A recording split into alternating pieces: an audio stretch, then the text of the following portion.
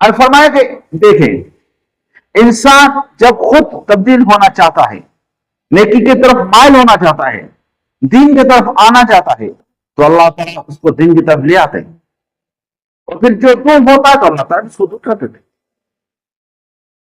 یہ ہے آیت مطلب کہ جو آدمی اپنے آپ کو تبدیل کرنا چاہے، جب تک تبدیل کرنا نہ چاہے تو اللہ تعالیٰ اس کو تبدیل نہیں کرتا۔ اس کا مطلب کیا ہے؟